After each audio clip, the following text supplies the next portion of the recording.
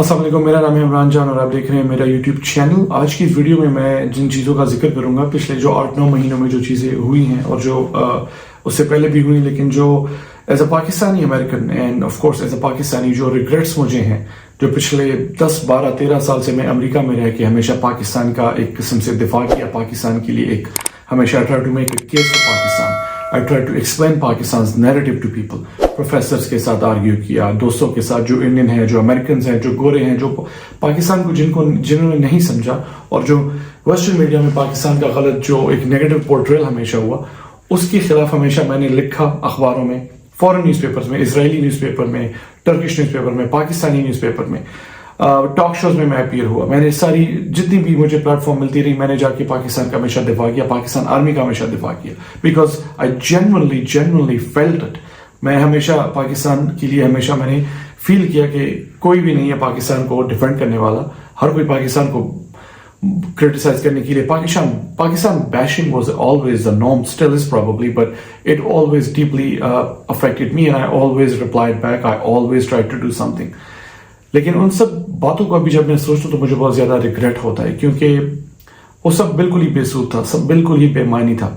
I was wrong، مجھے ایسا کچھ نہیں کرنا چاہیے تھا. اور I'm sure کہ جتنے بھی پاکستانی ہیں جو امریکہ میں، کینیڈا میں، انڈیا، انگلینڈ، آسٹریلیا، جہاں پر بھی رہ رہے ہیں، ان کو بھی یہ ان چیزوں کا بہت افسوس آج ہوگا کہ پچھلے جو 9-10 مہینے میں پاکستان میں جو چیزیں ہوتی رہی ہیں، اس سے اب یہ کوئی ڈاؤٹ نہیں رہا، کوئی شک نہیں رہا کہ اس ملک کے دشمن اصل میں ہیں کون، who are actually the real enemies of this country. اور بالکل ایکسپوز ہو گئے ہیں وہ سب اپنی حرکتوں کی وجہ سے. میں بھی پہلے بھی لوگوں کو پتا تھا اور شک تھا، لیکن آج کل ان لوگوں کی باتیں ہمیں بہت صحیح لگتی ہیں جن سے ہم نفرت کرتے تھے، جیسے کہ منظور پشتی. I was always against him, but listen to what he says. اور یہ جو آج کل ہو رہا ہے پاکستان میں، آپ کو اندازہ ہو جائے گا. لیکن اس ویڈیو میں I'm going to be talking about some different events, some different things, some different facts that have happened in the last 9 or 10 months, even actually before that. But actually جو چیزیں پرانی بھی ہیں، ان سب چیزوں سے جو آج کل حالات بن گئے ہیں، اس کی بہت اچھی وہ ریفلیکشن ہے, and there's a strong connection with that. So we'll be talking about that right now. سب سے پہلے راو انوار کا ذکر کرتے ہیں. راو انوار اگر آپ نے نام نہیں سنا، کچھ سال پہلے he was always in the news.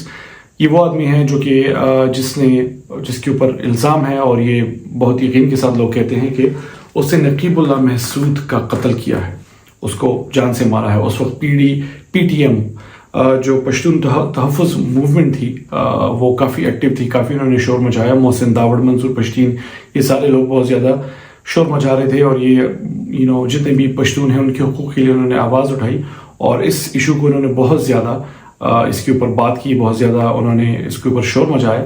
لیکن چونکہ آج انہی کی منظور نظر، انہی کے دوست اور انہی کے جو قریب لوگ ہیں وہ آج حکومت میں بیٹھے ہیں، تو کوئی PTM کی طرف سے تو شور نہیں ہو رہا، کیونکہ PTM کی دوست PDM جو ہے وہ حکومت میں ہے. لیکن افسوس کی سب سے بڑی بات یہ ہے کہ راو انوار از ناؤ اے فری مین. وہ بالکل رہا ہو چکا ہے، اس کو کچھ نہیں ہوا، اور جو ہمیشہ اس ملک میں ہوتا رہا ہے، نقیب اللہ محسود کا قاتل آج ایک آزاد آدمی ہے. Does anyone remember Shah Rukh Jatoi?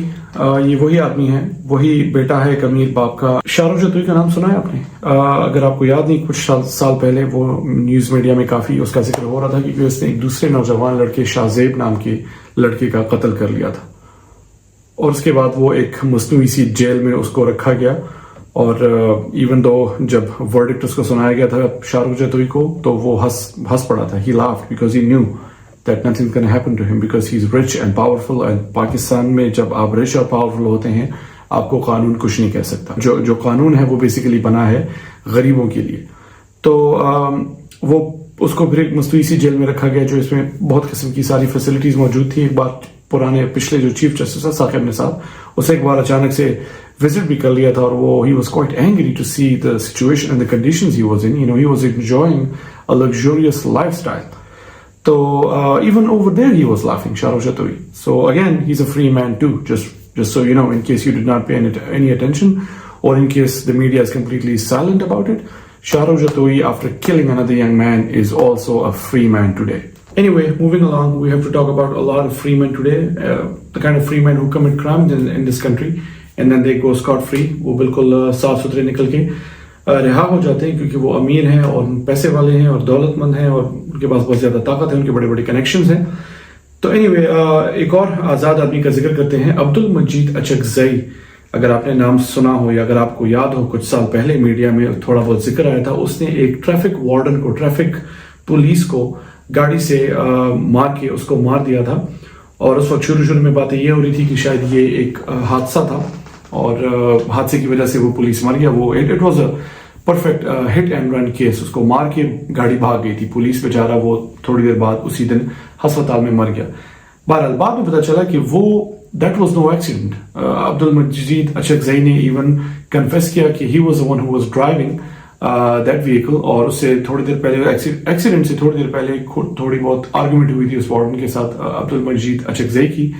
तो उसने गुस्से में आके उसको गाड़ी से मार के कत्ल कर दिया. So that was no accident, that was a murder. वो एक MPA था अब्दुल मजीद Achakzai. He was a powerful man, he was man with money and connections. Long story short, he is also a free man. जज ने कहा कि there is not enough evidence to support the claim that he was the murderer, in despite the fact that Abdul Majid Achakzai confessed to the crime. Confess करने के बाद भी जज ने कहा कि ज्यादा सबूत नहीं है हमारे पास, इसलिए हमने उसको रिहा करना होगा. और वो रिहा कर दिया गया उसको. और अगेन एक और आज़ाद आदमी है और एक और बेगुनाह मर गया और उसके लिए मतलब कोई इंसाफ उसकी फैमिली मेंबर्स को नहीं मिला. साथ में जाते जाते ये भी पता चला कि ये जो फ्री मैन है अब्दुल मजीद अचकज़ई, जब ये गाड़ी से उस ट्रैफिक पुलिस को, उस ट्रैफिक वार्डन को मार रहा था, ही वॉज कम्प्लीटली ड्रंक. वो शराब के नशे में गाड़ी चला रहा था और गुस्से में आके उसने मार दिया. तो something for you to know about. जाहिर जाफर का तो जिक्र आपने सुना होगा. ये वही आदमी है कि जिसने एक लड़की का कत्ल कर दिया था अपने ही घर में, इस्लामाबाद में F7 सेक्टर में. वो उस लड़की का सर जुदा कर दिया था उसके जिस्म से. इस तरह ब्रूटल तरीके से उसको मार दिया था, उसको कत्ल कर दिया था. और ऑल्दो एक ट्रायल चला इस मुल्क में और मीडिया ट्रायल भी हुआ, कोर्ट ट्रायल भी हुआ. वो लड़का, उसको मौत की सजा भी सुना दी गई है, लेकिन he is a US citizen and he is a very rich man. और अभी तक यहाँ पर बात भी यहाँ पर इसलिए पहुंची क्योंकि जो लड़की मरी है बेचारी, उसकी फैमिली भी स्ट्रांग है, although not as strong as the mains family, जाहिर Jafar's family, as far as I know. लेकिन बातें जो हो रही हैं, जो if you are in Pakistan then you will know that he will not be prosecuted. मतलब उसको सजा तो सुना दी गई है लेकिन वो सजा एग्जीक्यूट होगी नहीं. And he will also walk as a free man, another free man we have in this country. Moving along, Uzair Bloch का नाम आपने सुना होगा. ये वही आदमी है जो कराची का है और ये बहुत बड़ा क्रिमिनल है. इवन अगर आप गूगल में, विकिपीडिया में भी देखें तो he is described as one of the major gangsters and criminals in this country. He is also a free man now. The court also regarded him as an innocent man, despite the fact कि तकरीबन 198 लोगों का कत्ल उसने किया है. ये वो नंबर है जो कि नोन है, जो लोगों को पता है, जो मालूम है. पता नहीं और कितने लोगों ने इसने मारे हैं. इसने इंटेलिजेंस एजेंसी के लोगों को मारा है, इससे पाकिस्तान की पुलिस और रेंजर्स के लोगों को मारा है, इससे पाकिस्तान के खिलाफ ईरान को इंटेलिजेंस दी है. ये सीधा एस्पियोनाज का केस है. Again, the court said there is not enough evidence to support the claim that he is actually, a criminal.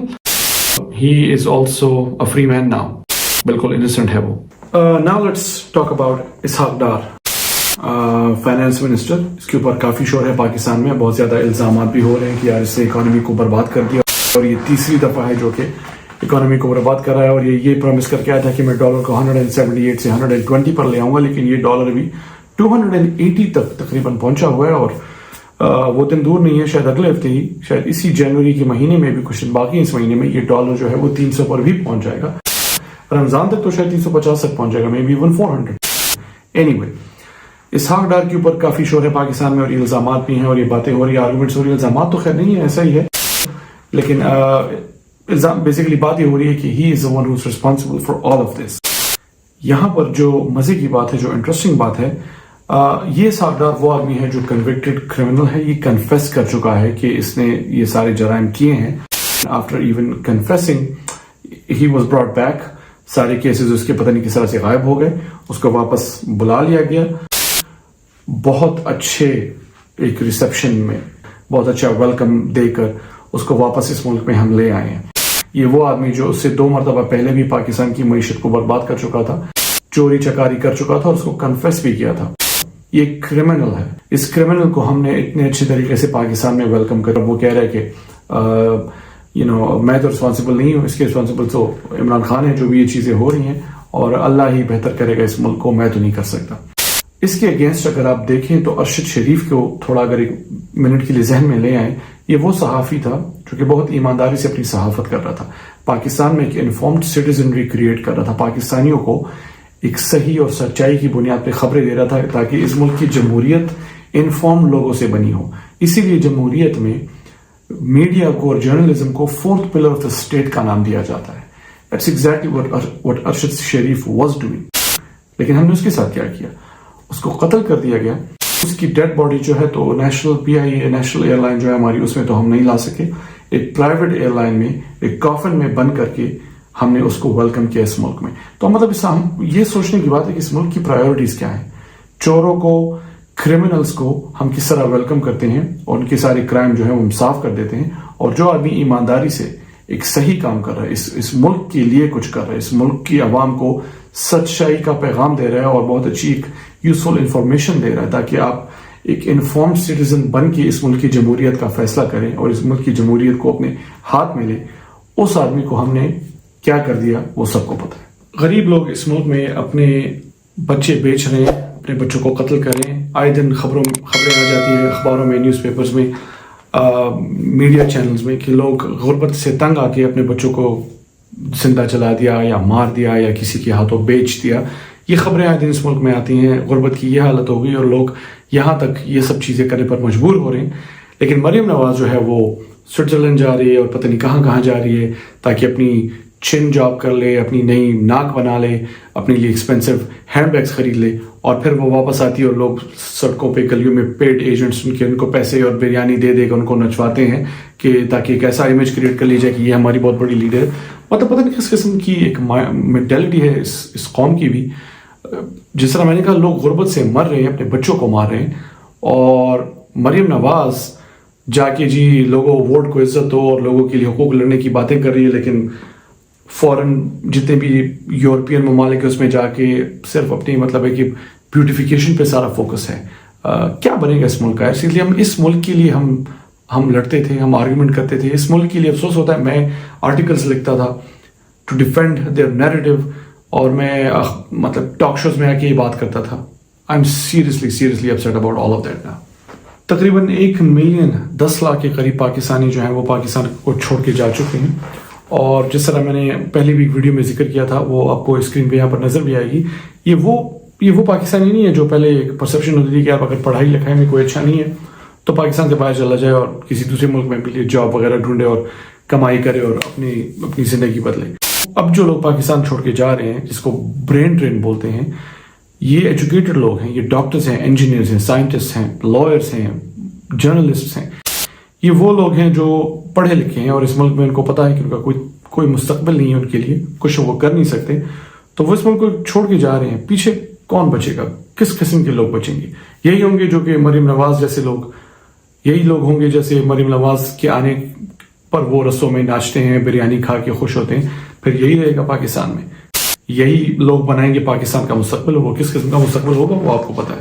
اب حسن نقوی کو دیکھ لیں, وہ کیئر ٹیکر پنجاب منسٹر بن گئے.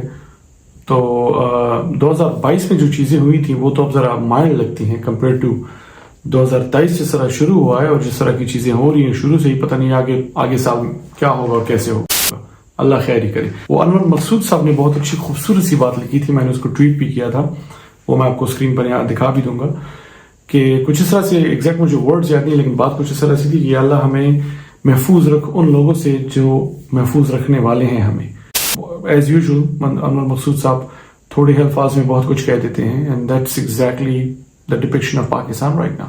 اینی وے, سوچنے کی بات یہ ہے کہ عمران خان اس ملک کا پرائم منسٹر رہ چکا ہے اور ایک لیجنڈری کرکٹ اسٹار, اس کے اوپر قاتلانہ حملہ ہوا اور اس نے وہ ہی can not even do an FIR. مطلب یہ کوئی عام آدمی میری اور آپ کی طرح نہیں ہے, اور کوئی ایسا نہیں کہ اس کا کوئی سیل فون کسی نے چوری کر لیا. اس کے اوپر قاتلانہ حملہ ہوا, اور وہ اس ملک میں قانون اور انصاف کا نظام ایسا ہے کہ FIR تک نہیں کر سکتا.